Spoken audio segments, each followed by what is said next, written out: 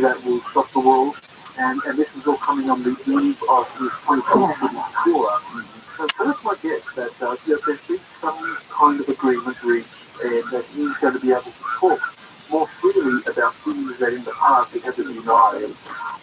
Because, people that have worked with Dr. Hawass, I've mentioned to you a former French archaeologist, Elena Denham, who did work with Zoe Hawass.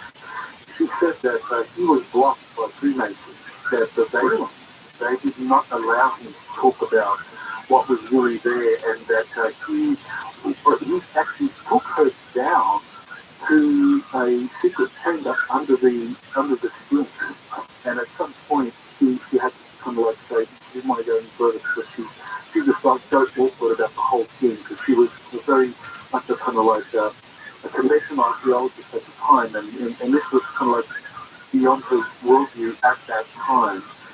So she says he knows a lot more that but he hasn't really been muzzled over the years. So I suspect that he's going to be allowed to talk much more freely and honestly about what really was discovered in Egypt. Edgar Casey said that the Hall of Records was put in three places on this planet: the Central America, Bimini, and at the base of the Sphinx. Do you think Zahi Hawass, while he was heading up antiquities, got down there? Because they have discovered a cavern down there somewhere by the base of the Sphinx. Robert Trotsky found that too. Do you think that Zahi Hawass went there with the crew, dug it up, and took out whatever was there? Totally, yeah. I think he was there, and certainly I know that this Elena Denham says that he was taking her down to see some tomb or some chamber under the Sphinx.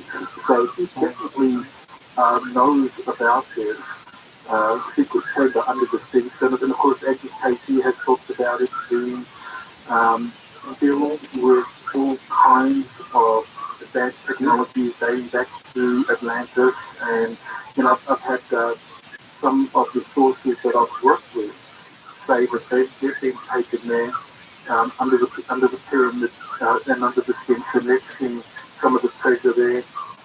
There's kind of very interesting series of books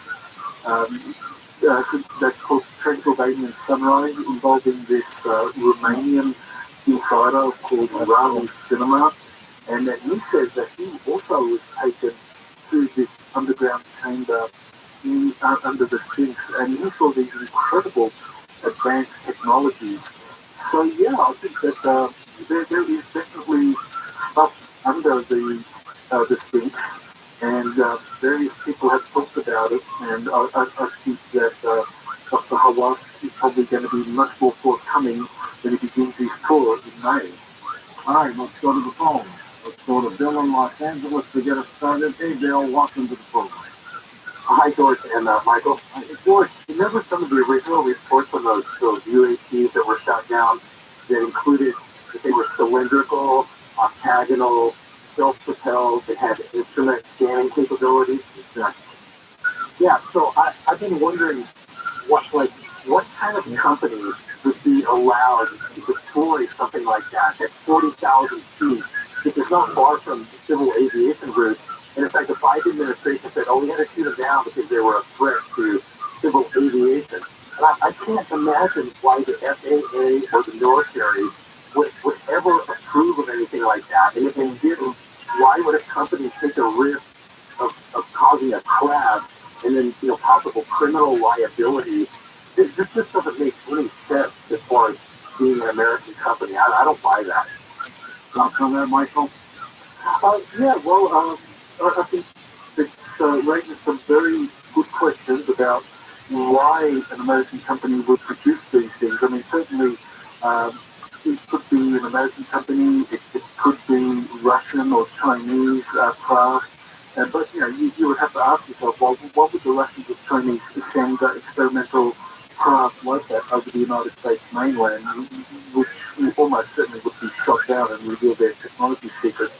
So I think it's much more likely that could it have been an extraterrestrial craft? Well, General Van Herk did actually say that that's a possibility.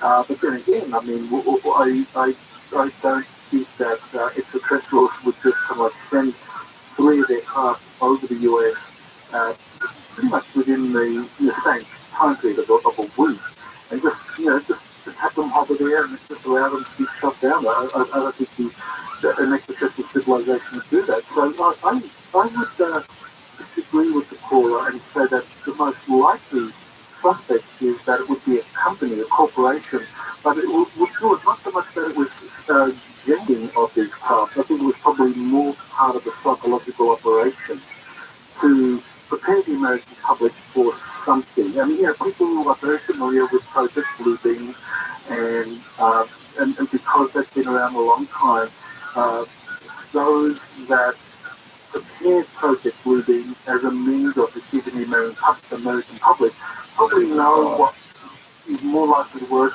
as to what's unlikely to work. So maybe they decided that, create a threat, manufacture a threat that's unknown. You don't know what it is, if it's a foreign nation or extraterrestrial, and just put it out there as a threat. And that way you continue your psychological operation, and the ultimate goal would be something that gets people to kind of like, look in a certain direction, away from where the big state wants you to look.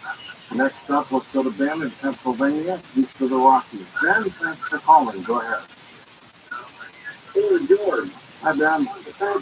Thank you for bringing this information that's hard to find anywhere else. You got it. Our pleasure.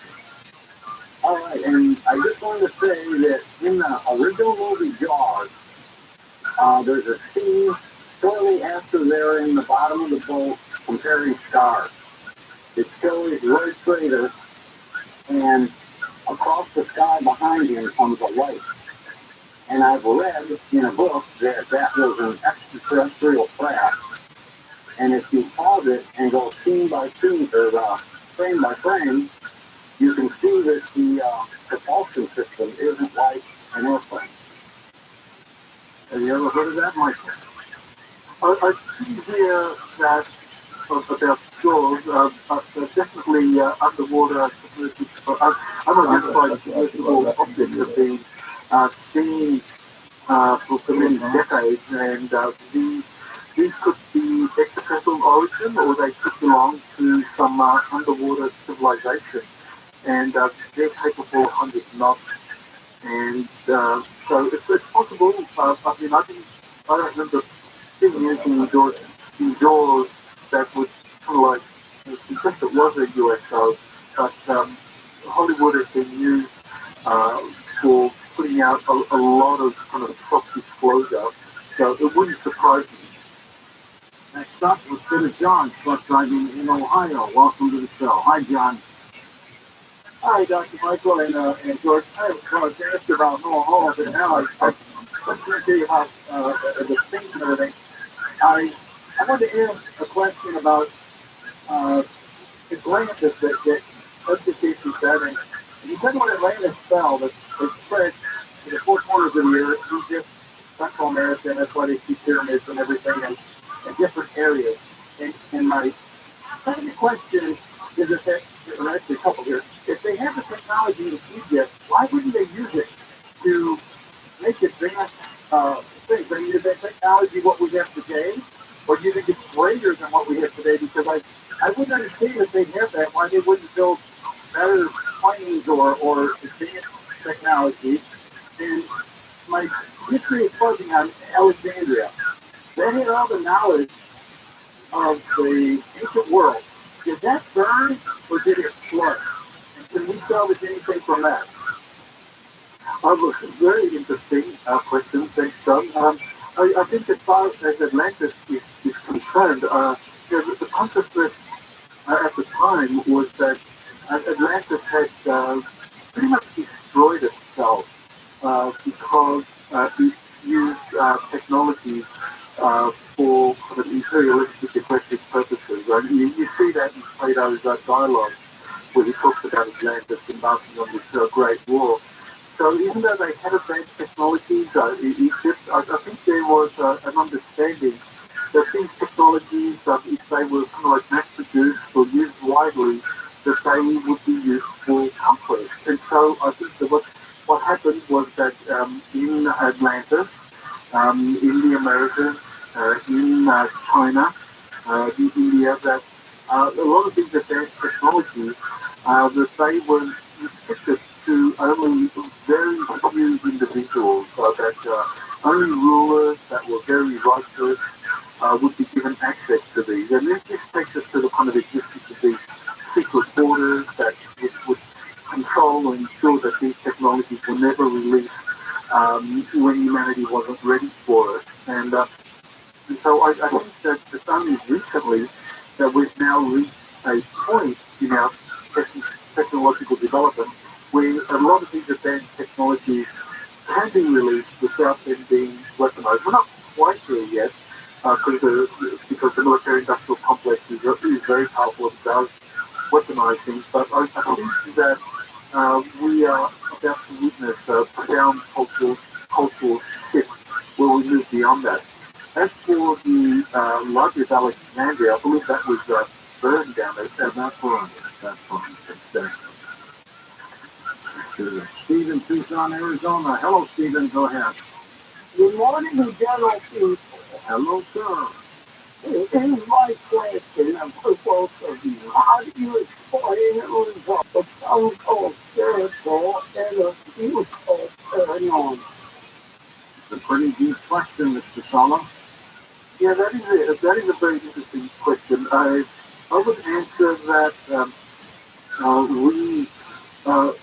we perceive the world around us according to our consciousness, and there have been a number of writers that talk about different levels of consciousness, third density, fourth density, fifth density, and depending on where your consciousness is, not only do you perceive the world in a particular way, but you can manifest things. That the power of our mind is such that as you evolve in consciousness, you are able to create a kind of world around you just by just a much more focused mind. And I think that, yeah, the nature of our reality is very much determined by our consciousness. What kind of high technology do you think the Egyptians possessed, Michael, back then? Well, I think clearly they had technology that could levitate these enormous stone blocks that were used to build the pyramids. I mean, we're talking, 10, 20 tons or more for some of these stone blocks. And so I think the Egyptians understood the principle by which you could generate sound waves that would that would match the resonant frequency of a particular object and levitate them. So the Egyptians understood this. So that I think is how they were able to build the pyramids. And some of the sources that describe being taken into the Hall of Records, they describe other advanced technologies, such as the holographic cylinders, holographic technologies that could replay the Earth's history. So holographic technology was known to the ancient Egyptians. So and also craft, some anti-gravity craft that the Egyptians did understand how to propel objects using anti-gravity principles. I remember back in 2004 on one of your appearances, Michael, we were talking about the university you were at, American University. You were saying that they're not going to like what I'm talking about. There's going to be problems. Do you remember that? Oh, yes, definitely. Yeah, they did not like me talking about this stuff, and it seems that when the Washington Post did a feature story on the information I had with President Eisenhower meeting with extraterrestrial delegates at Edwards Air Force Base in 1954, which has a lot of supporting data. The university threatened me and said if this comes out, then your career is done. And that's exactly what happened. And Harvard seems to be putting up with Avi Loeb, right? Well, I guess Avi Loeb he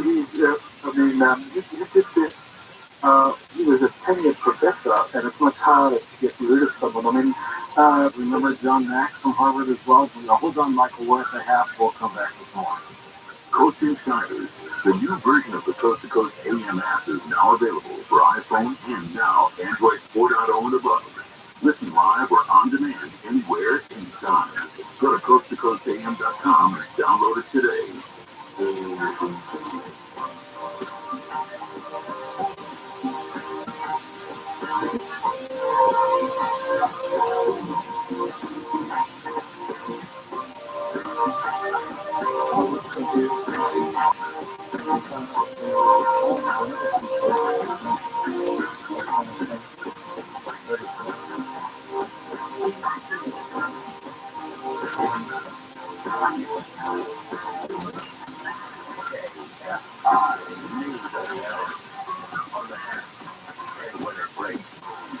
I'm Bree Pettis in the KFI 24-hour newsroom. Right now, workers and kids will go back to school Friday. That's the plan, even though striking LA Unified School District employees say there's been no significant progress in costs.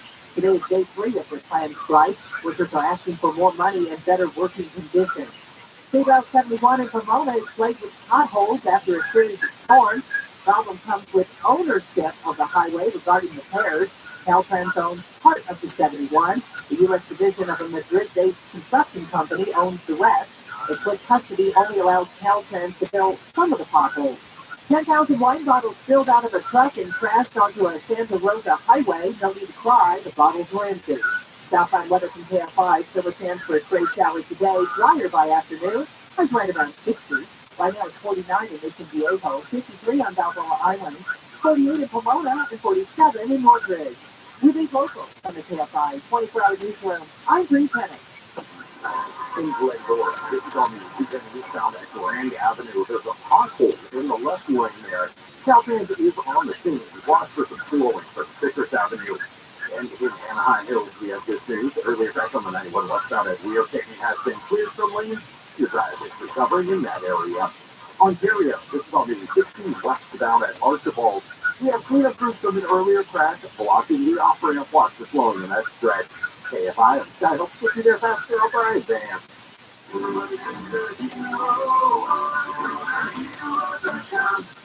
You locked your cat up the street? Yeah, he's way up there and scared to come down. Hang on, I'll get him for you.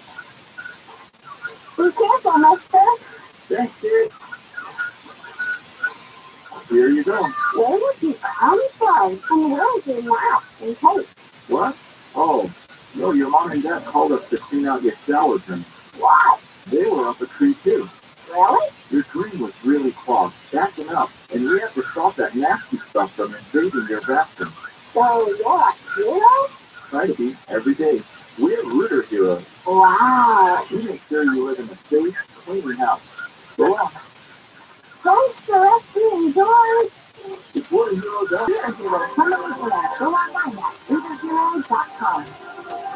On IA's Daily Game podcast, the cultural icon unveils words of wisdom and motivational quotes he's collected over the years. No punches are pulled, as Ice shares his special brand of profound and brutal honesty on topics like romance, success, failure, and more. You can't sit back and say, I'm going to win this game and not go to practice. You still got to play that game. Faith and your mind is just not going to make it happen. Listen to IC's Daily Game on the iHeartRadio app or wherever you get your podcast.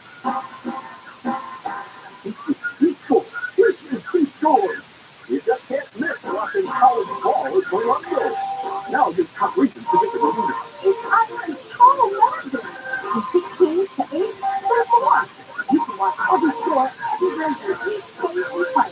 And the number one reason. Great time gift giveaway. Get a Slam and Sandwich Maker till you earn 500 points on your reward card. The 27th or 28th. Go on, go. Good time. KFI AM 640. I mean, the hypocrisy is stunning, breathtaking on this. And even the most rabid anti-abortion group of people argue with an 18-year-old girl 14 years ago that still handle Live 6 to 9 a.m. on KFI and on demand anytime on the iHeartRadio app.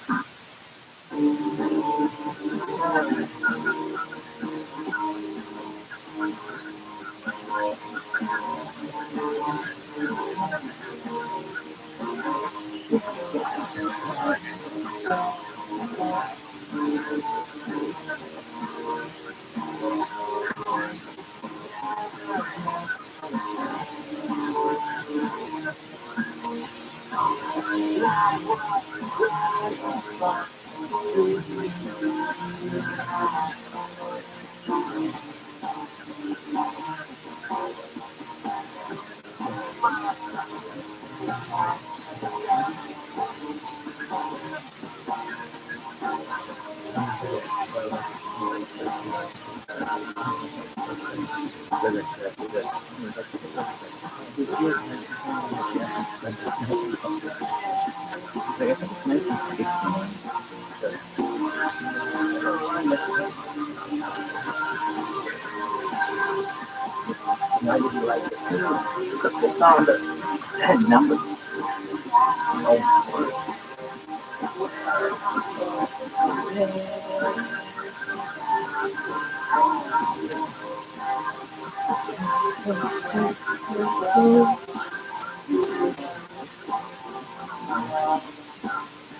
talk to George Nori, call the wild card line at 818-501-4109.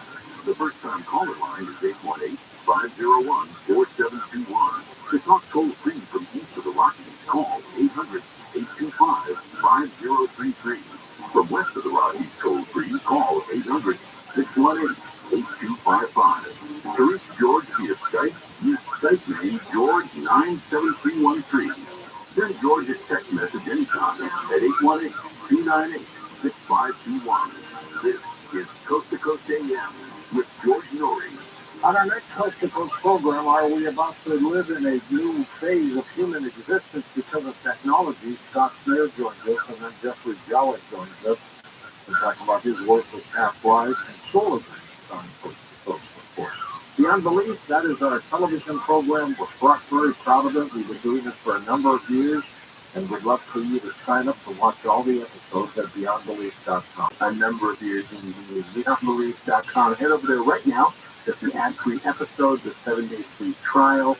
You'll get to access to over 400, well over 400 Beyond Belief episodes that we have done right now. And sign up for the Spring Manifestation event. It's a free one online summit that will be given access to free videos on much more. So head over to time-sensitive and April 8th at BeyondBelief.com. Take advantage of our YouTube channel. It is free. I need 2,000 of you to hit 550,000 signed-up members. Just go to YouTube and sign up at Coast to Coast AM Official. Very simple to do. Interviews of recent and past shows. And again, it's all for free. Head over to coasttocoastam.com. Just go to the top boom. Click the little icon right there. You are in. Absolutely free. And now here's something that gets you through the day. Food better night. HealthyLooking.com has a combination of products to help with everyday fatigue and moodiness while increasing energy and stamina, plus helps you fall asleep easier and more soundly while losing weight. It elevates in the morning for energy and focus, then accelerate weight management and sleep combo before bed for great full night's sleep. I've really gotten 4 to 5 hours sleep max a night. I'm sleeping between 6 and 7. I wake up, use the bathroom, but I go right back to sleep, which has never happened before, which is pretty awesome. I noticed a higher level of happiness. I also noticed that I wasn't taking naps. I had more energy. I was more in the moment with my kids. Like, we were laughing more. We were more excited. Every single person needs to feel this. I lost 10 pounds and 5.5 inches off my waist, and I'm so proud of myself. It gives you energy, it helps you sleep better. It just works. I stand by it 100%. I wish I had a handful of medications to help me sleep, to help me be happy, tons of therapy. When I'm ready to go to sleep, I'm getting 7 to 9 hours of sleep every night. Lost some pounds, instead of being my family has needed that. This George's Power Pack accelerates and elevates, including free gifts to left for daytime weight maintenance. Plus, free shipping with promo code George. Accelerate, elevate, free gifts to slim, and now free shipping for one exclusive special price with George's Power Pack. Order now at HealthyLooking.com or toll free 800-394-9930. That's 800-394-9930. Jump on board now for better focus, less stress, a great full night's sleep, and weight loss with George's Power Pack exclusively at HealthyLooking.com. That's HealthyLooking.com. If you want to improve your marksmanship ability, you need a Mattress X. The Mattress X can improve your ability dramatically, and is a must-have for every responsible gun owner. The Mattress X is a high-tech, easy-to-use system used extensively by the military that improves your aim quickly and gives you confidence in your ability to protect what you want, of course. And here's how it works. You attach the Mattress X to your firearm, as I have done. It's connected with an app on your smartphone or tablet via Bluetooth, and then it gives you instant feedback on what you're doing right, what you're doing wrong and how to correct your technique. The Master Effect is like a firearms instructor right there in your pocket. 94% of the people improve within 20 minutes using Master Effect. The best part is you can use it at home. People who try it use it what is called dry fire practice. So the Master Effect is the best way to train at home. No driving to the range, spending money on range fees and ammo. You'll save tons of money and improve your shooting. Start improving with themastereffect.com. Go to mastereffect.com.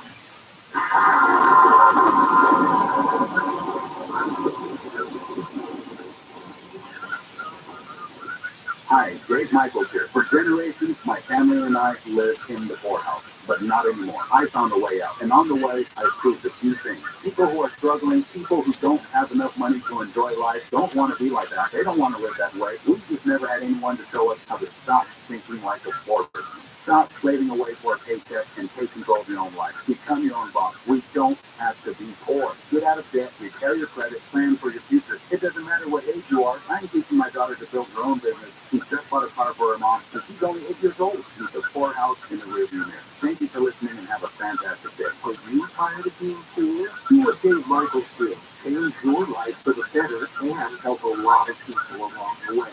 Check out criticalhealthnews.com for a really good business opportunity. You don't have to be poor. Join our business team and let us show you our path to independence and well-being. New at criticalhealthnews.com. That's criticalhealthnews.com.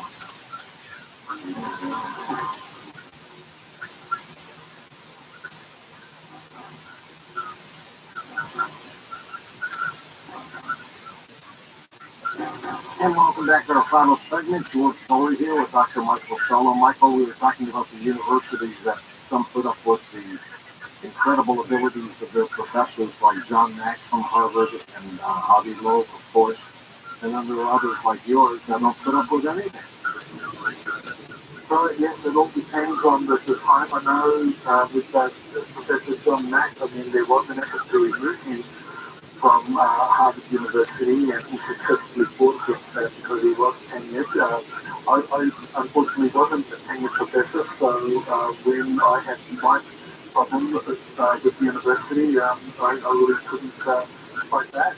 So, but I'll be wrong to think in a much more fortunate situation because now there is quite a lot of public interest and support, and academia is also paying attention to this. So he can talk about it, and I mean, he's still, I mean, he was a former chair of the Harvard School of Astronomy, so I mean, he definitely is well placed and able to talk about these issues without facing any sort of negative repercussions. Back to the calls. What's the Rocky Bob is with us in Culver City, California. Bob, take it away. Yeah, I have one comment and a question. The question was, I noticed that I can't remember his name, Nixon Dunning. And right when the COVID started, there was a piece on the news. There was a long piece, and the guy was going into quite a bit of detail. I turned in about the middle of it, and he had mentioned that on Dunning, there was a group of people that were monitoring. We were getting messages from somewhere around Dunning, and they were in some sort of board for 4 beats every hour on the hour, 24 hours a day. It occurred for 3 or 4 weeks. And then either the 4th or the 5th week, they went silent, and it was continuing 4 beats every hour on the hour. It was going on for 10 years. So what you say, I believe it was a group of scientists. The second comment I have, I talked to George about this once before, and I had basically 1953, I was up at camp here in the Verdugo Hills, and it was 1953.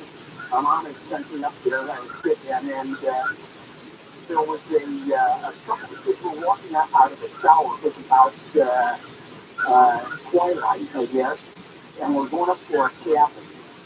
And they said, "Did you guys see that?" A group of kids, about 4 or 5 of them behind us. We're walking up front, 4 or 5 of us. I turned around, I said, "No, we haven't." So I didn't see anything.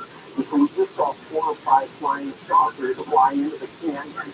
And there's other things associated with it that happened 100 years earlier. They told us that when we first came up to camp. And I'm not even going to go into that. But basically, what happened was I said we didn't see anything. We walked up to our cabin that morning. Early in the morning, when dawn started to come up, it was so dark. It was the intersection between darkness and light when it's probably the darkest, when you're at your highest level of sleep.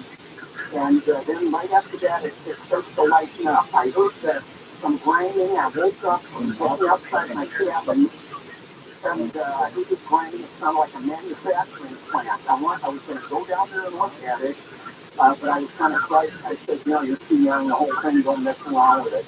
And I heard this grinding, and then all of a sudden, I heard a thunderous sound, and it died down. Then I heard the grinding again, and when the sun was starting to come up, Look at we keep talking. this house. Oh, mine was over here. Yeah, this place. There must have been a really advanced civilization. I don't know. Place. There was a green fireball. Like, it kept grinding, and the second time it caught. I heard the pistons, the grinding, the whole thing, and things grinding, the whole thing. And all of a sudden it ignited. It ignited enough out of the canyon. We really shocked. This metallic ball was about round in nature, no windows, nothing. But it came up out of the canyon, and it hovered up above the hills. Around the whole circumference of the object, the metallic object. It hovered up over the hills for about, I'd say, 10 minutes. You could hear the rocking back and forth. It must have had an anti-gravity device because it didn't fall down. And you could hear it rocking from its momentum. And it swung onto a, after about 5 or 10 minutes, it swung onto a 45-degree angle. You could hear it. It sounded like an elevator door when it opened. And it stayed there for another 5 or 10 and then shot out past the hills. But I was wondering if they were that group of flying saucers that united to make this one big. I thought about it over the years. I can't get it out of my mind. It was really fascinating. And they caught 5 little, whatever they were, the saucers that the other guys had seen. It was the next morning, and it looked like they must have, I was wondering if they combined and then shot out, and they were heading back to their planet or wherever they were from, or maybe another part of the world. Nobody knows for sure on something like that, but Michael did merge into a larger object, like they just grew together. I guess I'm now hanging with some as photographs or videos of these UFO craft, kind of like morphing into a solid substance. And so, yes, that definitely has been seen. And as for the caller Bob reference to Ganymede, that kind of confirms what those radio systems that were being intercepted, that kind of like helps confirm his report that there's an ancient extraterrestrial civilization up there on Ganymede that has been interacting with us for a long, long time. Let's go to Joy in Costa Mesa, California, on the wild card line. Joy, thanks for holding. Go ahead. Yes, I'd like to see a complete and thorough DNA analysis of all these different extraterrestrial races and beings. I think it would be very interesting to see if we have any genetic relationships to these other groups. Have they done that at all, Michael, with any of these captured aliens? Oh, well, yes, there have been reports of a lot of studies, forensic analysis done on captured extraterrestrials. I know particularly Ned, who has been hosting the public disclosure show on Gaia. He was actually involved in some of the laboratory forensic studies on extraterrestrial DNA. So people know a lot about that. And I know Mr. Solomon was another former insider, and he said that he saw the medical characteristics of 67 extraterrestrial civilizations and what kind of... Michael, I'm losing you on the phone. Oh, sorry. that purchase for a temple. So, No, that's not going to work. okay, how's that? Okay. So yeah, it's put the code for a handbook with characteristics of 67 different extraterrestrial civilizations. So studies have been done, but they are still classified. Let's go next to Henry in Los Angeles. Welcome to the show. Hi, Henry. Go ahead. Yeah, great show, George. I'm a classic gold mine up in the Yukon territory, so I went in an exploration crew, and you do a lot of work with this Yukon deal up freeway. And right after that crash or whatever they shot down in Yukon, I got like 2 phone calls from my guys up there, and they were like, they said that there was like Blackhawks from Fairbanks and the U.S. military and the Canadian military were on the ground, and one of my friends that does the ice ropes up there, they were looking at getting ranks that his cat, his snow cat, he was looking for stuff, and they said it was going on for like 3 days. I can't imagine it. It's like some sort of like organization or company that has these things. I was in the military, he's going way out and going into Canada to look for these things. Good question, Michael. What do you think? Well, that is really Losing you again, Michael. okay. How's that? Stay right like that. Right. So that's the key question here is exactly who is behind those UFOs. And I think the most plausible explanation is that some corporation that is setting them up. Whether it's for testing purposes or whether this is part of a psychological operation or blue beam type operation that is being put together.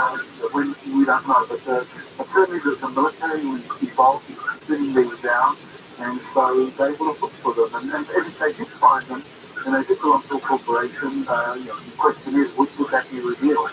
Let's go to Tony, truck driving in St. Louis. Hey, Tony, go ahead. Hi, George. Hey, I have a question regarding the hieroglyphics on these pyramids. Sure. If they were so far advanced, why wouldn't they use words instead of pictures, and why wouldn't they talk about some of the things that they used to build the pyramids? That's a good question, Michael. Yeah, that is an interesting question. I mean, I think pictographs, kind of like figure the brain in a way that's quite distinct. And if you just have a normal alphabet, that kind of like shapes our linguistic abilities to communicate in another direction. So, if you look at kind of like the Chinese alphabet or how the Chinese use these ideograms, I mean, that's a way of engaging the mind to kind of like think in a certain way and communicate in a certain way, which some believe can be very, very effective for relaying information about some really advanced ideas. So I would suspect that hieroglyphs probably operated the same way, that a hieroglyph because, rather than transmitting information in a kind of in a linear way as is done through a alphabet, you could actually see the whole. Losing it again, Michael. So a hieroglyph, you could see the whole idea represented in its entirety through one of those hieroglyphs. And I think that's similar to the way the extraterrestrials communicate holographically. Okay, let's go next to Joe in Long Island. Joe, welcome to the show. Hey, Michael, two quick questions. This whole concept of the mind, you think, like, say, corporations and the people in them form into potentially a hive mind? And also, is there something we need to know about the Indochina, Southeast Asia countries or region right now that's relevant to what's going on in the world right now that you would inform us on? Right. Well, with the hive mind, corporations certainly they do have that mindset where you just kind of like stop to here or abide by. Michael? Okay, how's that? Can I ask you something? What are you doing? I'm just, well, I'm not doing anything with the phone. It's strange, but it's... You're just wandering in and out, huh? Yeah, that is very odd. Okay, let's just finish up with John. Right, yeah, with the corporations, I think there is a kind of hive mind mindset where you just have the apex or the hierarchy, where you have the top board or the CEO and board members like dictating the whole cultural mindset, and people kind of abide by that. You have that in places like Apple and Google, where you almost have this hive-like mindset. As for China, I think, and Indochina, I think China has its own secret space program, and that it was able to develop using some of the material found in their ancient pyramids there in Shanxi province.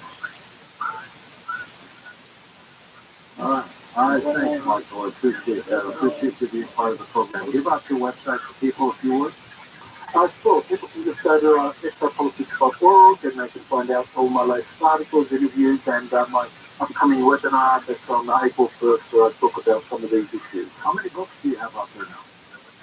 I have now 11 books on secret space programs and exopolitics, and my next book is going to be coming out next month. All right, let us know exactly what that is, and we'll get the word out. For Dan Galante, Tom Dan Heiser, Lisa Lyon, Wes Longwood, Sean Ladisor, Stephanie Smith, Chris Charles, Tim Banal, George Knapp, and Ian Clement. I'm George Foley, somewhere out there on Coast to Coast AM. We'll see you on our next edition. Until then, be safe.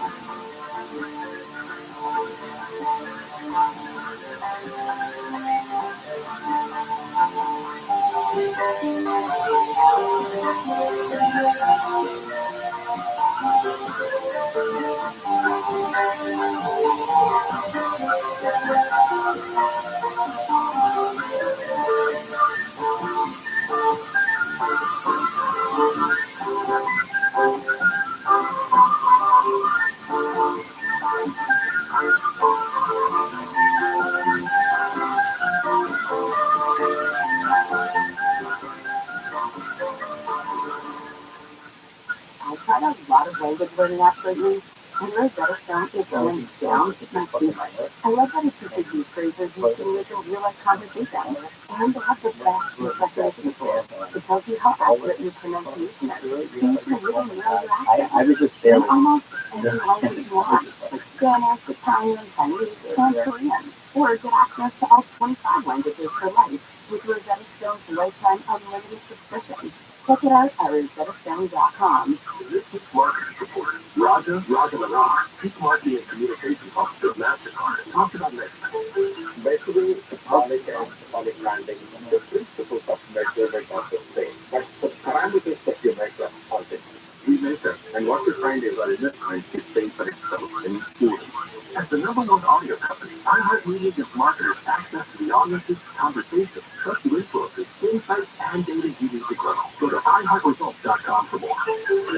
How much do you think your home is worth this year? Do you think it's going to be worth the same next year? If you're thinking about borrowing on your home equity, your odds of getting more out of your home is probably higher now than it will be next year. I certainly believe that. Some experts predict that property values might decline over the next few years, making it more challenging for borrowers to tap into that home equity. If you need $75,000 or more, HMS Capital can help you borrow the money you need with the equity you built. So whether you want to consolidate debt, make home improvements, whatever your situation may be, HMS Capital will have the best solution to help you. No appraisal, credit report fees to apply. I've done 2 mortgages with HMS Capital. Clearly, I'm a fan. I believe they are simply the best for what they do. Call 833-255-5698. 833-255-5698. Visit hmscapital.com.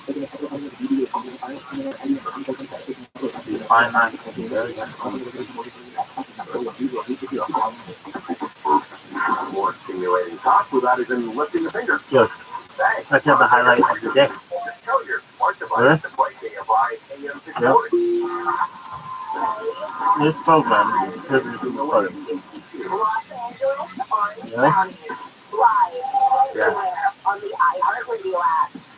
Day 3 of the strike. I'm Bree Tennis in the KFI 24-hour newsroom. The LA Unified School District strike continues today, but that's it. Say there's no significant progress at top. The union says the 30,000 striking workers will indeed return to work Friday and school will be in session. Workers are asking for more money and better working conditions. National Weather Service says yes, it was a tornado in Montebello yesterday. 1 person was injured, 11 buildings have been red tagged, several cars damaged. They rated this as an EF1 tornado with winds from 86 to 110 miles per hour for the 3-minute event. They say tornadoes are very highly unusual in California. The American Red Cross says 400 volunteers are on the ground in the state providing storm assistance. Vice President of Disaster Programs Jennifer Pippa says California should expect more flooding when the weather warms up. I'm going to tell the easy thing with people in California. That is all going to melt and it's going to lead to the summer. So we know there's going to actually be additional flooding that's going to occur over the next couple months. There's an asteroid the size of a skyscraper. It's going to pass by Earth this weekend. It'll fly by Friday night into Saturday morning. You'll need a telescope to see it. The world's first 3D printed rocket has launched. Relativity Space's Terrain 1 booster lifted off last night in Florida. It didn't reach full orbit due to what Mission Control calls an anomaly. The capsule was designed to give engineers an idea of how the booster performs on the launch pad as well as in space. And how about Teledoc for your dog? The San Diego company has created an app just for that. The app is called Anna Penguin and already has 10,000 users outside of California. Current legal requirements for vets in the state says animals must be in front of a vet before providing medical advice. There's a bill in the works to change that law. Southside weather from KFI, still a chance for a stray shower, drier by afternoon, high near 60.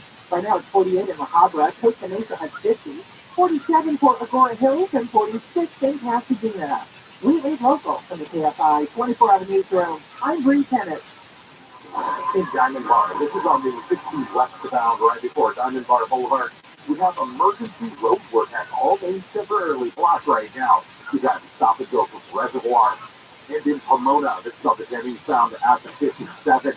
We have a crash there, out of lanes and on the right shoulder, but watch for delays as you approach. Costa Mesa, good news. Earlier crash on the 405 northbound at Crystal has been cleared from lanes. KFI in the sky. Hope to get you there faster. I'm Brian Van. The media says indictments are looming against former President Trump anytime now in New York, Georgia, and Washington. Well, Trump calls it a political witch hunt. And Alan Dershowitz agrees. The famed liberal argument professor is speaking out against the targeting of Trump in his new book, Yes, Trump. All this week, Rob Schmidt is on Newsmax talking to Dershowitz about the weaponization of our justice system and the disturbing information revealed in the House subcommittee hearing. Rob Schmidt is exposing this abuse of power. Tune in to watch Rob Schmidt and Alan Dershowitz tonight.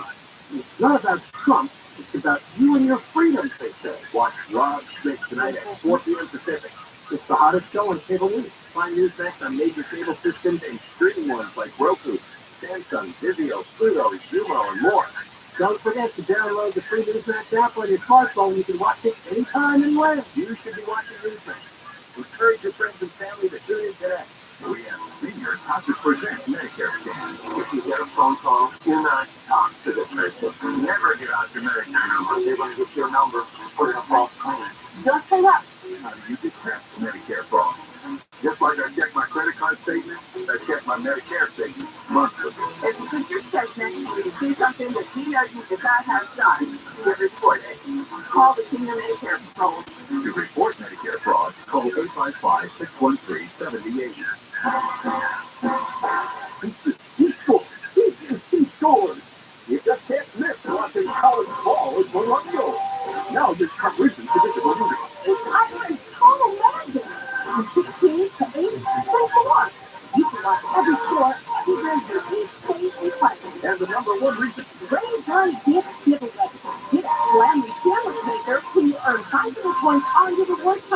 27th or 28th. Well, I'm doing good time. If you're looking to get out of your house, doesn't matter why you're moving, or maybe you've inherited a home and now what to do with it. Usually you go to a real estate agent, 6%, and you're told to clean and heat and repair, and buyers are going to walk it through. The house has to be pristine, and if you don't live there, you don't need any of that. How about getting a fair price for your home without any of that hassle? DirectBuyers.com will do exactly that. DirectBuyers.com, a local family-owned business, Janet and Matt, brother and sister. I love the way they do business. Now, there are a lot of schmucks out there in this business. I'm going to suggest you call the DirectBuyers.com. They'll never lowball you. They'll give you an honest, no-obligation offer, even a $15,000 cash advance before closing. Go to DirectBuyers.com. Call 844-242-SELL, 844-242-SELL, DirectBuyers.com. I'm Attorney Darren Capanoki, founder of 1-800-NO-COP, reminding you to exercise your right to just shut up. It doesn't make you look guilty, it makes you look smart. 1-800-NO-COP, because no one looks good handcuffed unless you're into that sort of thing. 1-800-NO-COP. This is Jacob and Ronnie. If you've been in an accident, call 844-24-JACOB. AM 640. AM 640. More stimulating talk. Pre-recorded.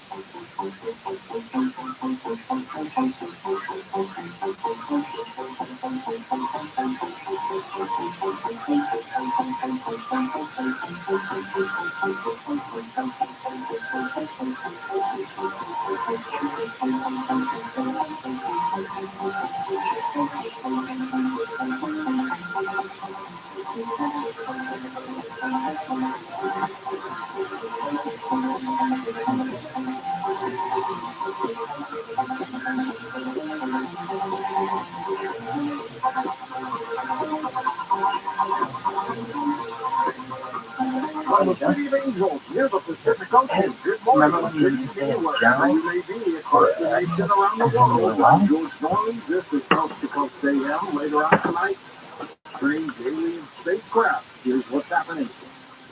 After 2 weeks of banking turmoil, the Federal Reserve has continued its bid to beat down inflation by raising its key interest rates again, the 9th such hike over the last year. This increase comes after U.S. regulators undertook a number of confidence-boosting efforts to backstop banks and ensure liquidity. Investment advisor Mitch Shedlock with us. Mitch, they're not stopping at these interest rates, are they? No, it was really quite an amazing, especially the press conference. But let's just start with economic what they did. They hiked a quarter of a point. They did not discuss bank failures at all. It did come up in the Q&A following the meeting.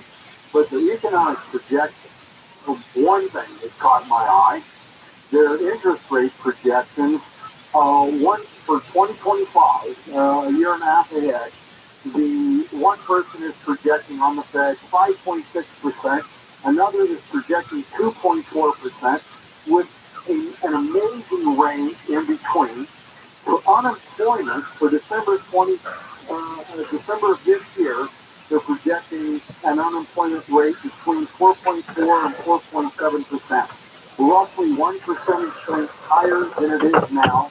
Of course, Elizabeth Warren is going to be all over that. This is one place where I think they might be wrong. I think they might be high. I hope I'm right here. I don't think we're going to have a steep rise in unemployment. I could be wrong. On inflation, they're estimating it's going to take until 2025 for inflation to return to their 2% target. For GDP, of course, they never project a recession. They never have and never will. But the range for 2023 is 0% to 0.8%. In other words, they're projecting really weak growth. I think we're going to have a recession, George, and I think we might even be one. But one thing that really caught my eye out of the conference afterwards, when the Fed takes Q&A from the reporters, one of the reporters, asked them about the bank failures, and Jerome Powell, Fed chairman, said, the question we are asking ourselves is, how did this happen? How about sell off my shares? who's going to do a study on this and spend millions of dollars? Let's just quickly go over it. They held interest rates too low, too long. We talked about that many times. They wanted to make up for lack of prior inflation. Well, they did that in spades. They believe in economic models that don't work. We talked about that over the years, George. They have this weird idea that this was going to be transitory while they ignored 3 rounds of fiscal stimulus coming out of Congress. It is their job to understand what that was going to do. Then that's something we talked about. And they did not look at what was going on with leverage at Silicon Valley Bank. The regulators were asleep at the wheel. That's the San Francisco Fed's responsibility there to do that. They did not consider duration risk on any of the assets they were holding. This is something we didn't talk about, but I've been watching for a long time. In 2020, the Fed reduced the reserve requirement on deposits to zero. Nothing. It reduced the reserve deposit requirement to zero. So when people started pulling their money out of Silicon Valley Bank, they had to sell the long-term treasuries they were in at a loss, and the bank failed. And they're going to do a study because they're asking themselves, how did this happen? Quite amazing, George. In good time. Talk to you next week. Thank you. Federal Reserve raises interest rates again. IQ scores significantly increased from 1932 through the 20th century all over the world, with differences ranging from roughly 3 to 5 IQ points per decade. This phenomenon is known as the Flynn effect. Now, however, a new study out of Northwestern University suggests a reverse Flynn effect of sorts may be taking place in the United States. IQs are going down. Chinese leader Xi Jinping, his high-profile state visit to Russia with meeting President Vladimir Putin this week, is a timely opportunity to showcase China's growing diplomatic clout on the world stage and its ambition to challenge the U.S. as a global leader. Check in with Howard Bloom. Your take on this meeting, Howard? You got it absolutely right. This morning, China's dictator Xi Jinping left Moscow after 3 days of meetings with Vladimir Putin. The get-together was calculated to be exactly what you said, a move in the step-by-step process of replacing America as the leader of the global order, replacing America with egalitarian China and with China's sidekick Russia. For the last 4 weeks, China's been attempting to portray itself as the great defender of world peace. It made that point big time on March 10th when it announced the peace agreement between Iran and Saudi Arabia that ended 21 years of bloody wars. The announcement of the deal in China's capital, Beijing, cast Xi Jinping as the great world leader who has brought together the warring sides. Now China is making efforts to portray itself as the broker of peace in Ukraine. And in Xi Jinping's visit to Moscow, Xi spent what Putin called considerable time discussing his 12-point plan for Ukrainian peace. But there are huge flaws in that Chinese peace plan. At the end of the meetings between Putin and Xi, the two made an official joint statement in which each leader expressed his point of view. Xi bragged in his ending statement that China is impartial and objective. But the 12-point Chinese peace plan does not sound impartial and objective. The plan does not acknowledge that Russia has invaded Ukraine. It does not call for Russia's withdrawal from the Ukrainian territories that Russia seized in 2014 and from the land that Russia grabbed in the current war. China doesn't even talk about negotiations on this territory. China's peace agreement with Ukraine seems to assume that Ukraine will give up those territories to Russia. In other words, it is not a peace agreement. It is a Ukrainian surrender, and it guarantees another Russian invasion in the future. The last time Ukraine agreed to peace with Moscow and gave up territory was after Russia seized Crimea and the Donbass in 2014. The 2014 peace agreement merely gave Russia time to build up strength for the invasion of 2022. To be impartial, Xi Jinping needs to involve Ukraine's leader, Vladimir Zelensky. But no conversation between Xi and Zelensky has happened, and none seems to be in the works. Another indication of Xi's power as a peacemaker is what Vladimir Putin did within hours of Xi's departure this morning. Reports NPR Russia launched 90 attacks using drones and missiles across Ukraine, including in the capital Kiev. 9 people were killed and several apartment complexes were leveled. What were Russia and China really trying to achieve with their meeting? Says he wants to improve global governance, meaning govern the world, the globe. He also says that he operates with an unwavering commitment to the goals and principles of the UN Charter. In other words, he is telling you that America is no longer the ultimate guarantor of the principles of the UN Charter. That guarantor is now China, with Russia as a senior partner. Claims he about himself, we only speak the truth. We always support peace and dialogue, and we firmly stand on the right side of history. The right side of history is a reference to Jewish Marxist-Leninism. And Jewish Marxist-Leninism says the United States is on the wrong side of history. It is a capitalist power in decay, a power about to die, about to be replaced by a communist state, and about to be replaced by companies and bigger. It claims you, Russia and China are, quote, working together to shape a community of common destiny for humankind, close quote. There's a common destiny of all humankind is to live under one-man dictatorship, to jail those who criticize them, dictatorship to use facial recognition on you, even when you are in a public toilet. I want out. It's not that, Howard, not that at all. Thank you. NASA's James Webb Space Telescope has detected trillion clouds of dust on distant planets that orbit two stars. Known as VHS 1256b, the exoplanet is about 40 light years away from Earth and orbits at a long distance from its star. Tens of thousands of storm-weary Californians go without power and under evacuation warnings as the latest storm packing wind-blown rain and snow threaten to bring more flooding to the rain-soaked state. In a moment, Randall Collison back with us. We're going to talk about Earth changes on Coast to Coast AM.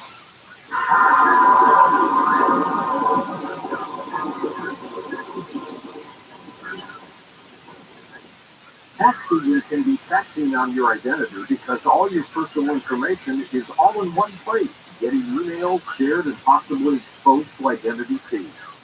Tax forms can be like one-stop shops for ID thieves, which means it can be dangerous and easy to steal your identity. Protection against identity theft is easier with LifeLock by Norton. LifeLock by Norton helps monitor your info and alert you to identity threats, but if you do become a victim, a dedicated U.S.-based restoration specialist will work to fix it during tax season and beyond.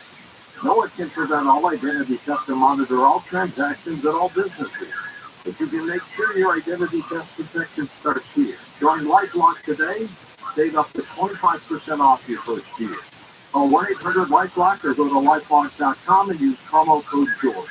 That's LifeLock.com. Use promo code George to save 25% off. LifeLock.com.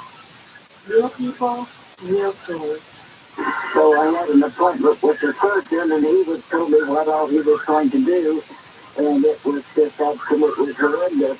I came home, I started on Carnivora, and I called and canceled my surgery, and she said, "Are you going someplace else?" I said, "No, I'm taking care of it myself." She said, "Okay," and my problem on my skin went away. I had bruising that's all over my arms, 3 weeks after I was on the Carnivora, I noticed, I'm looking at my arms, and I said, "Gee, I don't have any bruises on my arms, but I'm always full of bruises." I can't put my finger on it, but I know something's happening. I have to tell you, that has to be the Carnivora. Call 866-836-8735. That's 866-836-8735. Or visit carnivore.com. That's CARNIVORA.com. Use coupon code George to get 15% off your order.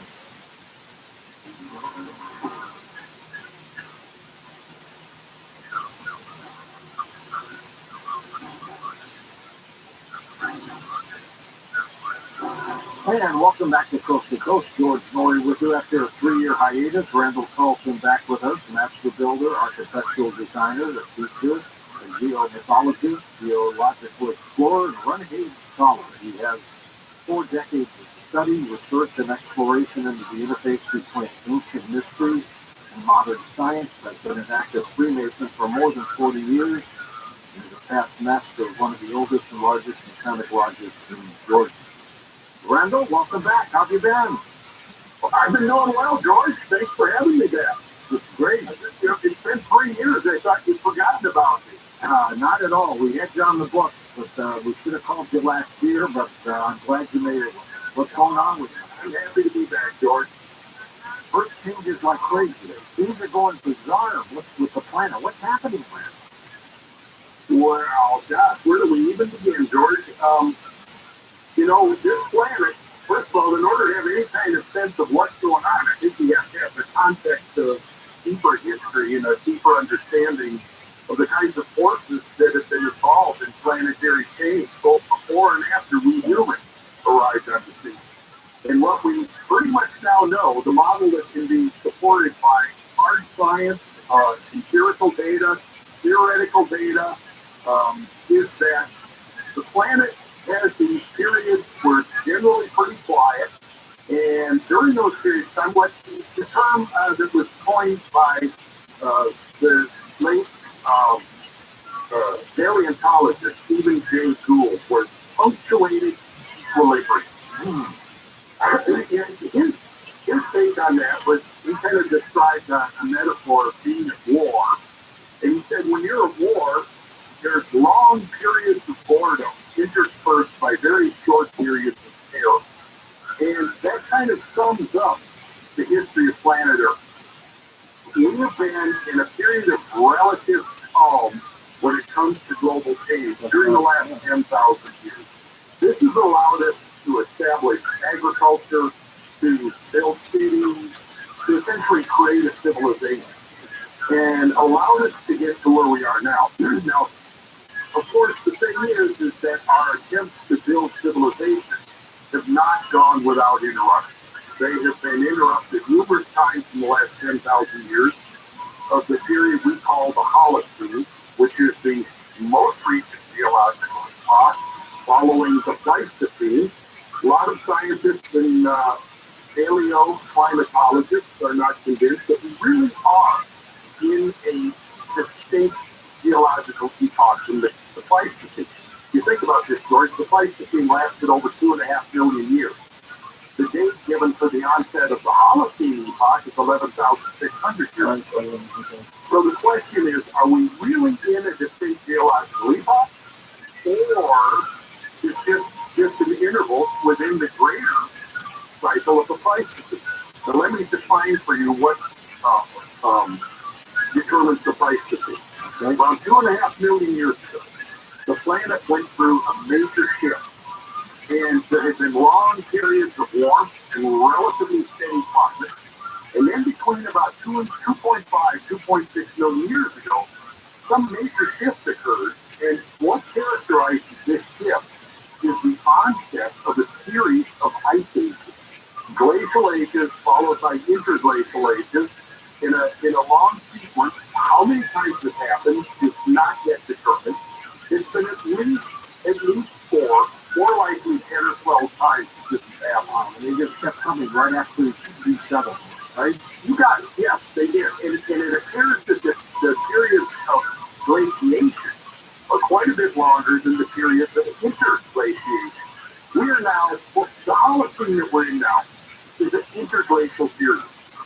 And at this level, of this amount of volume of ice on the planet, you can see that there's a relative steady state between the volume of ice and sea level. Now, the sea levels have been rising from the end of the ice age, 400 feet. This is going back between 13 and say 15 or 16,000 years ago, when the big glaciers started to melt away. Sea levels started coming up. Now, you got a picture that there's this constant back and forth between the amount of ice piled up on the continent and the sea level. So when the ice builds up, sea level drops. When ice melts away, sea level rises. When the sea level drops, one of the things that it does is it exposes the very shallow continental shell that rims almost every continent on Earth. When the sea level rises, it drowns, it submerges those continental shells. Now, during the ice age, if humans, I say humans, we're going to attempt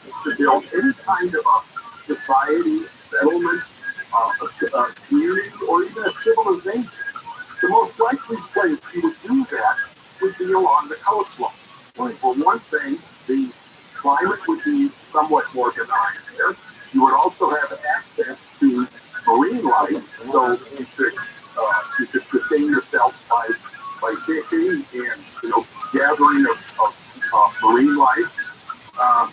But then what happens when the ice rapidly melts away, sea level rapidly rises, and a 400-foot sea level rise means that if there were ice age cities, ice age communities, or so on, that were on the coastlines of the world during the ice age, they're completely submerged.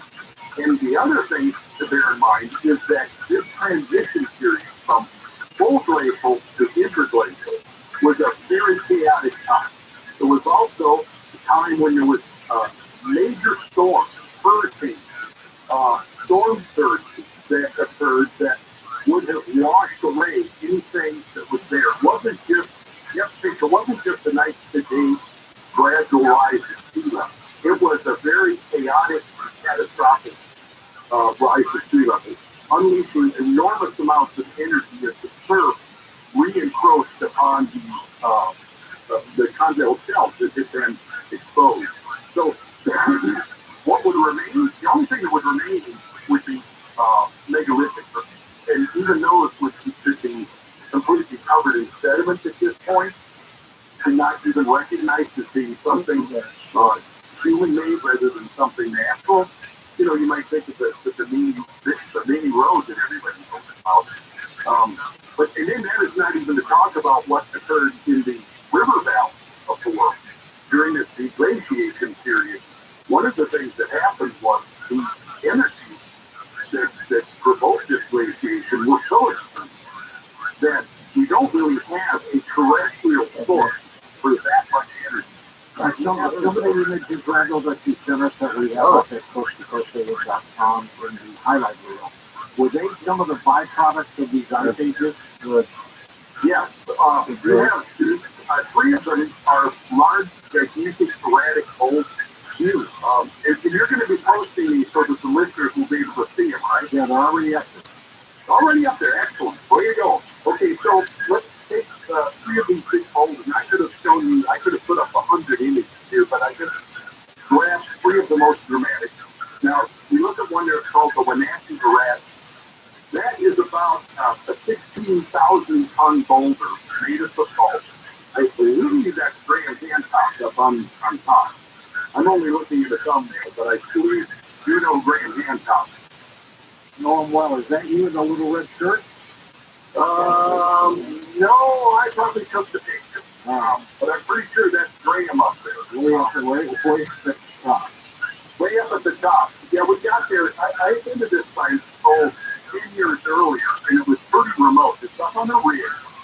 Wenatchee is a town along the Columbia River. It's on a ridge about 400 and some feet above the river. When I first went there, it was nothing. There was no development up on the ridge. It was just undeveloped property, looking down the town on the other side of the river. When we went back there, now Graham was researching this book, Addition to the Gods, so I played a role in that I took him throughout the great floodplain. We traveled from Portland, Oregon, following the margins of the Great Ice Sheet, all the way from Portland to Minneapolis, so that he could see for himself the effects of this tremendous catastrophic meltdown. Anyway, so that's Graham up on top. When we got back there, somebody that fiercely purchased the property, and they put up no trespassing signs. And I said, well, Graham, I'm really disappointed because I wanted to get a picture of you up on top of the Wenatchee Rat. So I was looking around at other stuff, and then, well, where's Graham? And I'm looking around, and there he is up on top. We're going to come back and talk more, Randall, in just a moment on Coast to Coast Day. The Coast website is now streamlined for mobile devices. Great news if you're a Coast insider or simply want to enjoy our website on your phone. Visit coasttocoastam.com on your iPhone or Android browser.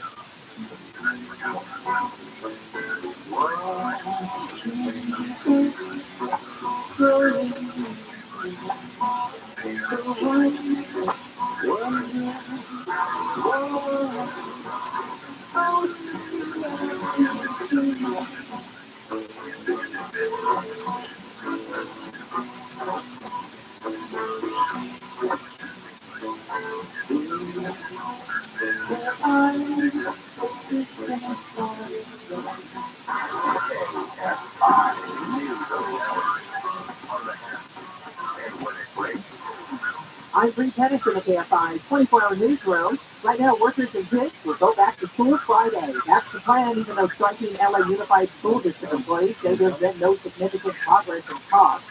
Today is day 3 of this planned strike. Workers are asking for more money or better working conditions. State Route 71 in Pomona is plagued with potholes after a series of storms. The problem comes with ownership of the highway regarding repairs. Caltrans owns part of the 71. The U.S. division of a Madrid-based construction company owns the rest. A quick custody only allows Caltrans to fill some of the potholes. 10,000 wine bottles spilled out of a truck and crashed onto a Santa Rosa highway. Nobody cried. The bottles were empty. Southbound weather from KFI, silver chance for stray showers today, drier by afternoon. Highs right around 60. Right now it's 49 in Mission Viejo, 53 on Balboa Island, 48 in Pomona, and 47 in Northridge. We make local from the KFI 24-hour newsroom. I'm Bree Pettis. In Pomona, which is on the 71 northbound at Mission, we have emergency Caltrans work happening in the 2 right lanes there. Watch for delays as you approach this area. And in Pomona, there's good news on the 10 eastbound at the 57. Crash has been cleared from lanes. You guys recovering in that area. Coast to Mesa, this is on the 405 northbound at Bristol. Cleanup crews from an earlier crash out of lanes and on the right shoulder. KFI, the sky hopes to get you there faster on Brian Day. How much do you think your home is worth this year? Do you think it's going to be worth the same next year? If you're thinking about borrowing on your home equity, your odds of getting more out of your home is probably higher now than it will be next year. I certainly believe that. Some experts predict that property values might decline over the next few years, making it more challenging for borrowers to tap into that home equity. If you need $75,000 or more, HMS Capital can help you borrow the money you need with the equity you built. So whether you want to consolidate debt, make home improvements, or whatever your situation may be, HMS Capital may have the best solution to help you. No appraisal, credit report fees to apply. I've done 2 mortgages with HMS Capital. Clearly, I'm a fan. I believe they are simply the best at what they do. Call 833-255-5698, 833-255-5698. Visit hmscapital.com.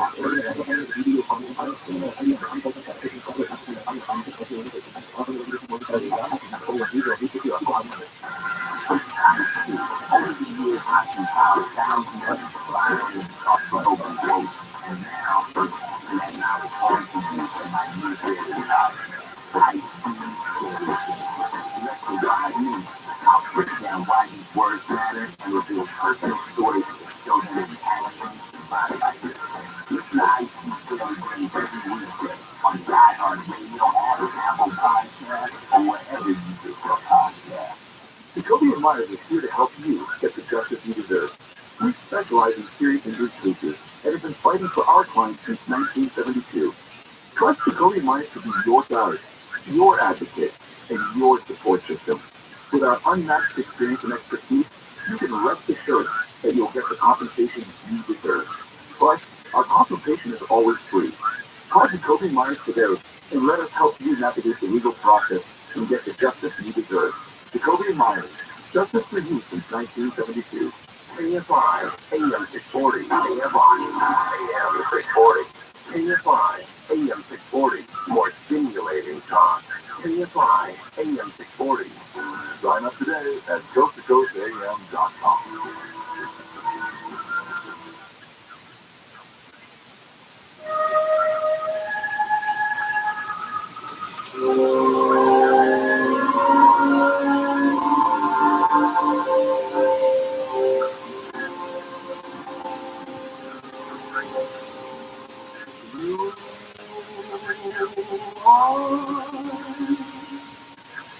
The promises of springtime,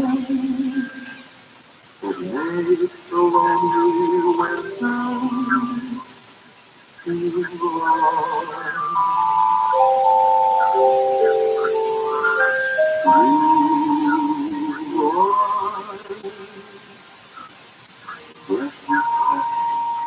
of evening.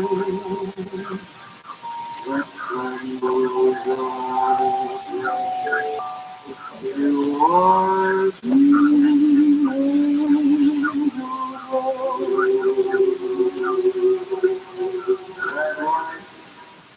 But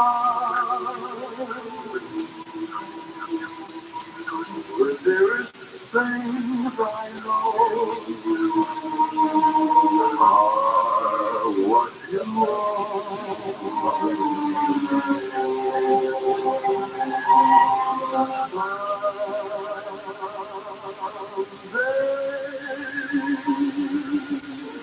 my happy arms will hold you,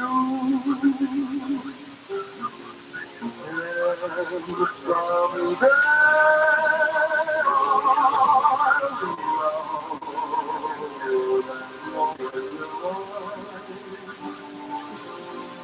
when all the things you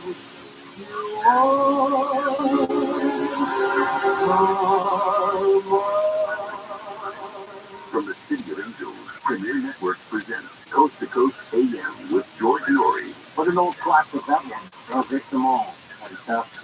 We're going to be back in a moment with Randall Carlson as we talk about the strange things that have happened on this planet over the millions of years. We'll take calls with him next hour. Good. May 27th, we're going to live stage. Yes, we are right on the heels of the donor, the amazing Granada Theater in Dallas, Oregon, where we will be Saturday, May 27th. Dr. Sky, special guest, UFO FFP Travis Walton, and from Animal Planet State Trip, Hunter Mack, among others. The night, of course, will include a live band. George will sing some songs. We'll do a salute to our veterans, a live Q&A, and we're just going to have all kinds of fun as we did last weekend in Sedona. So head over to coasttocoastam.com. Lexi's got all the info right up there in there. Now, Tommy, are they serving dinner there in this area? The first, yeah, the theater's really great. That's sold off right there, that area. That area, I believe, is they serve brisket. They're going to be eating during the show or stuff. You got to go there right now and check it out. Okay, great. Thank you. All right, and here's something for you to build up your year. HealthyLooking.com and Dr. Alan Malay bring 4 decades of experience in natural products for the exclusive stem cell wellness kit that works with your body's stem cells to assist your immune system. Here's Dr. Malay with more. Whether it's physical activity, obesity, diet, smoking, low in hormones, stress, sleep disorders, or your age, can be supported by reducing inflammation and aiding the body to heal itself appropriately. The stem cell is a cell waiting to be told what it needs to do. If there is inflammation, that inflammation needs to be stopped. High blood pressure, high cholesterol, kidney disease, various types of cancer, depression, Alzheimer's disease, autoimmune disorders, osteoporosis, even fatty liver are chronic signs of inflammation and can be aided by supporting the body's ability to protect those cells that it needs. And that is the purpose of any stem and adaptogen together, supporting the body to see what it can do. Dr. Malay, how will I feel after taking a Dr. Stem supplement stem? The immune stem is going to have an immediate effect. But I tell you, your immune system is starting to function better after 24 hours. You put adaptogen along with it, and most will see it within 30 minutes. Order now at HealthyLooking.com. The stem cell wellness kit from Dr. Malay protects your body's stem cells and will make you feel better faster. The stem cell wellness kit with adaptogen and immunostem and your free gift to relax now is only available at HealthyLooking.com or toll free at 800-563-3980. That's 800-563-3980. Don't forget to enter promo code George for free shipping. George's stem cell wellness kit at HealthyLooking.com. That's HealthyLooking.com.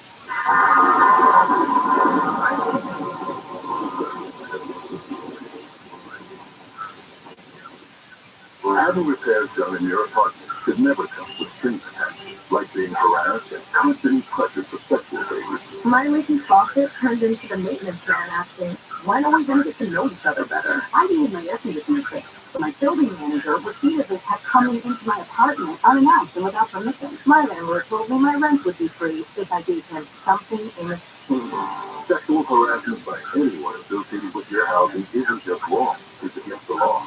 The Fair Housing Act protects you from harassment, including someone making unlawful sexual advances or refusing to make repairs because you deny sexual favors. If this happens to you, you can stop it by filing a complaint with us. So I called HUD and filed a complaint against my building manager. No strings attached. Fair Housing. The law is on your side. To learn more, visit HUD.gov/fairhousing. That's HUD.gov/fairhousing. TRUMAN.gov/stay-at housing. If you fear for your safety, call 911. A public service message from HUD in partnership with the National Fair Housing Alliance.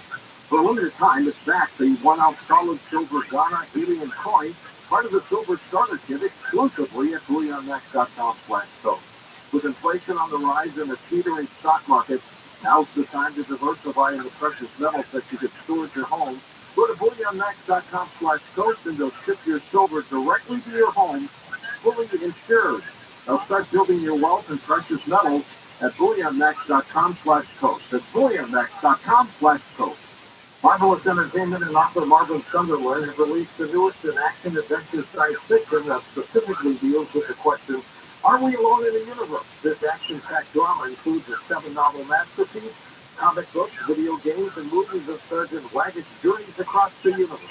Get 20% off the entire 7-novel series and all future graphic novels and the coupon code Coast to Coast, all lowercase on Marvelous.com. That's MARVALEOUS.com.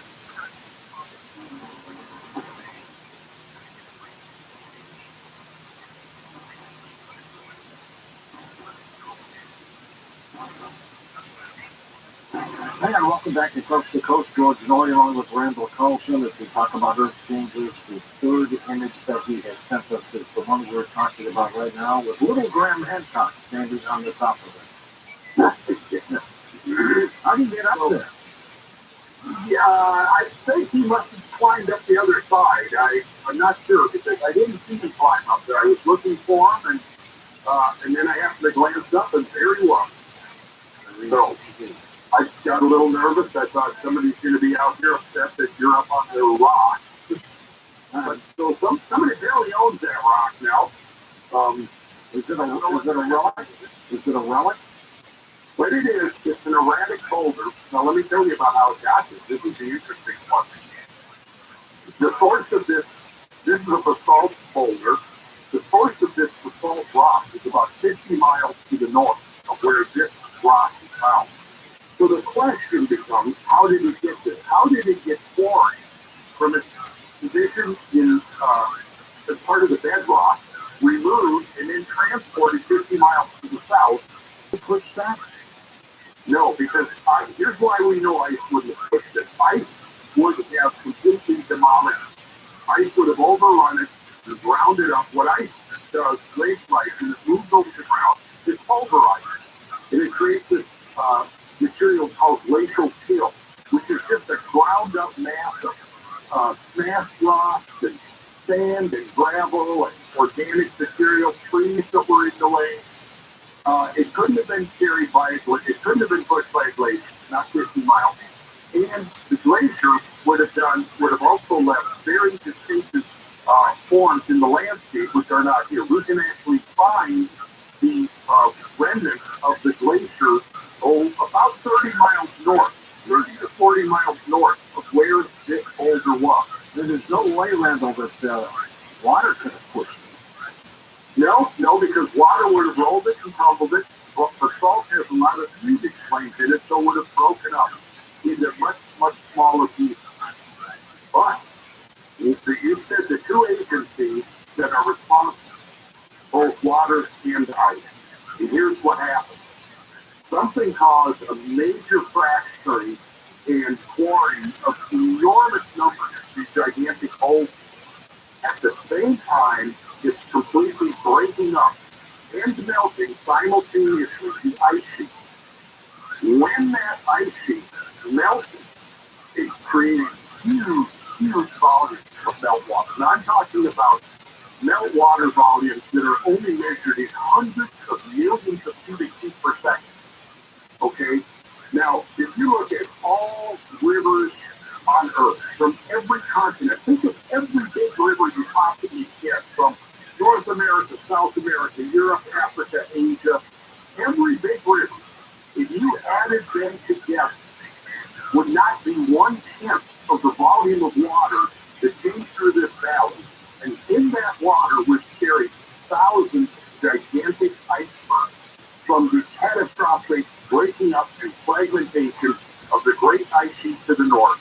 And on many of those icebergs being swept along in these torrential floods, there were huge erratic boulders being carried on the backs of these icebergs. Almost like a raft. Almost, you got the picture perfectly, George. Just like a raft. When those floods came down, many of these icebergs stranded on the ridges and on the hillsides, and then at the end of the flood, stranded in the valley bottom. This is a case of where you had an iceberg stranded on the ridge, roughly 400 feet above the modern Columbia River. And then the final act actually turns out to be a rather gentle act, because you've got this big iceberg, probably the size of a tanker ship, sitting up on this ridge. On top of this iceberg is this huge boulder, but then it might take decades, literally decades, for that huge iceberg to completely melt away. So as it melts, it's gradually, in a sense, almost gently setting this gigantic boulder right down onto the land. If you look at the next picture, the McNeil Canyon erratic, if you go throughout, these are all part of the Great Pacific Northwest floodplain, where you had some of the greatest, if not the greatest, measured flood discharges in the history of the planet. And you're saying this happened a couple million years ago? Oh, no. This happened around 12 to 13, 14,000 years ago. That's all? That's all. At the end of the last ice age. There were humans in North America when these floods happened. And I think stories about these floods have been preserved by many Native American tribes. Where did all the water go? Pardon me? Where did all the water go? Well, the water all ended up, now in this case, with this particular flood, the water flows down what is now the Columbia River and discharged into the Pacific Ocean north of Port, a place called there's a huge thing off of the mouth of the Columbia River that was washed out. It was the material being carried in the flood. There's big boulders in it. There's huge masses of sediment that was swept out into the Pacific Ocean. The Columbine Narrows was the last section of the flood. The flood burst through there and then out under the Pacific Ocean. If anybody wants to look at a map, Google Earth or Google Maps or whatever, you can essentially see where the Columbia River discharges into the Pacific. So that's where all of this was. Now, what does that tell you about all these changes, first changes that we had years ago? Well, it tells us a number of things, George. One is that once we begin to recognize the scale of some of these changes, we begin to understand why we find so little evidence of anything that we would construe as civilization. Because the kind of things I'm showing you here they're spectacular, and they're in your face, and their interpretation is unambiguous. However, we can go all over the world and we can find evidence of catastrophic events, catastrophic floods in particular. And I think that this is easily the explanation for why so many cultures from around the world have myths and stories and traditions about great world-destroying floods. Does this include Atlantis? Okay, that's a good question.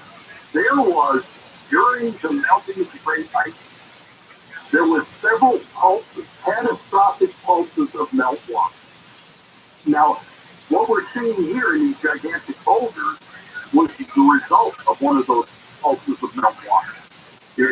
Ordinarily, when ice sheets are melting, and we know this, that we were able to observe huge glaciers that were the product of the middle ice age of the last 500 to 800 years melt away during the 1800s and early 1900s. And sometimes there were pretty bad floods as those little ice age glaciers were melting away. However, there was certainly nothing that was measured in the scale of tens of millions or hundreds of millions of cubic feet per second. The destruction of the Great Ice Sheet at the end of the Pleistocene and into the Holocene was an extremely catastrophic affair.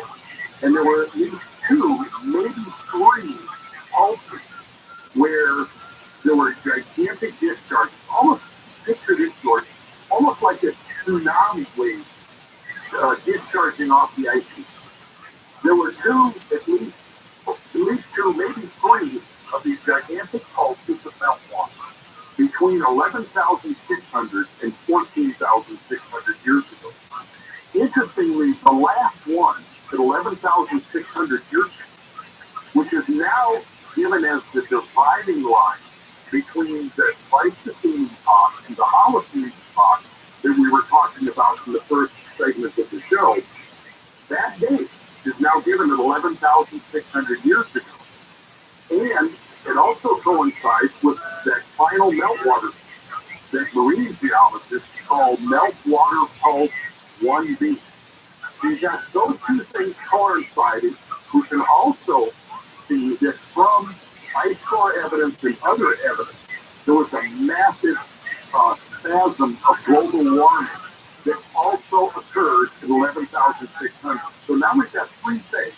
We've got the transition from the Pleistocene to the Holocene, 11,600, meltwater pulse 1B, 11,600, and a spasmodic, rapid warming of the global climate in 11,600. Now, where does that impact hypothesis come in? The younger I'll come back to that in just a second because I'm setting up the answer to your question about the planet.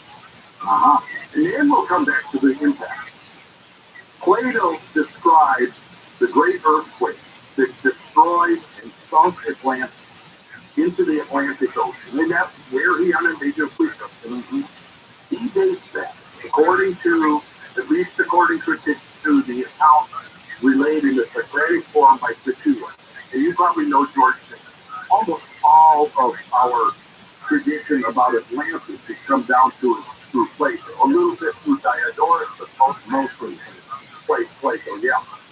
So, as you know, the account goes, Solon, the lawgiver, poet, and philosopher, did a 10-year exile into Egypt. And it was there that he encountered the ancient Egyptian priests who told him the story of Atlantis that they said had been preserved in their sacred registers for 9,000 years.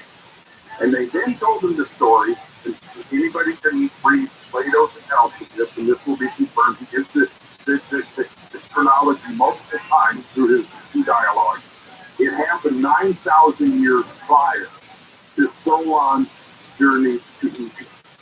Solon's journey to Egypt occurred in right at 600 BC. So do the math. 2,600 years ago was Solon's journey to Egypt. 9,000 years before that, for the demise of Atlantis, gives you 11,600 years. So let's add number 4 to our list of things that happened in 11,600. I have always looked at that and thought, can we dismiss that as a coincidence?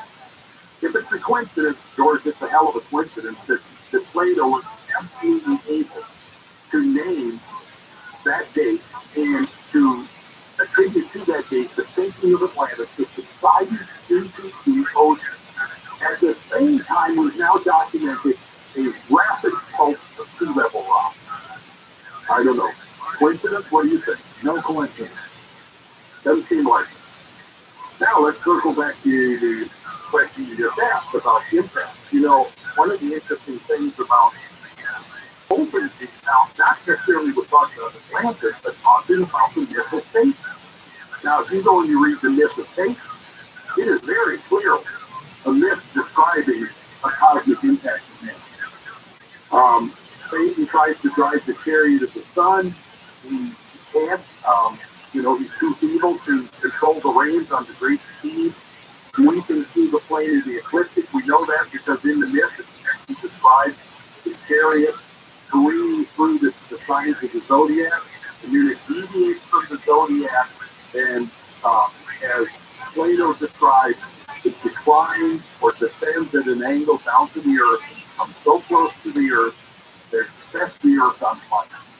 Well, we now have evidence in hand that around 12,850 years ago to 12,900 years ago, large blocks of this planet were in fact set on fire.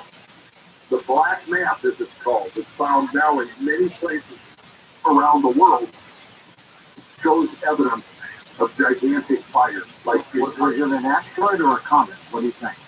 I lean towards a comet, a fragmenting comet that is probably still circling the sun, and the Earth crosses that. This, George, that all meteor streams ultimately are engendered from the fragmentation of comets, right? Right. So when you say, like the Taurus, is the one I'm going to talk about. That is related to the comet Encke. Although both the Taurus meteor stream and comet Encke, the Taurus stream did not come from comet Encke. They're both remnants of what is almost certainly a gigantic comet that came into the inner solar system somewhere in the range of 25 to 28,000 years ago. That gigantic comet began to undergo a series of disintegration events every time it passed by the sun. Now, pictures of this comet is kind of in a cosmic ping pong game, being tossed back and forth between the sun and Jupiter, with pieces of it falling off every time. Exactly. There are pieces falling off, particularly when it comes close to the sun or to Jupiter. Hold on for a second, Randall. We're at the top of the hour. We're going to take a short break. We'll come back and take phone calls and continue our discussion about the impacts that occur along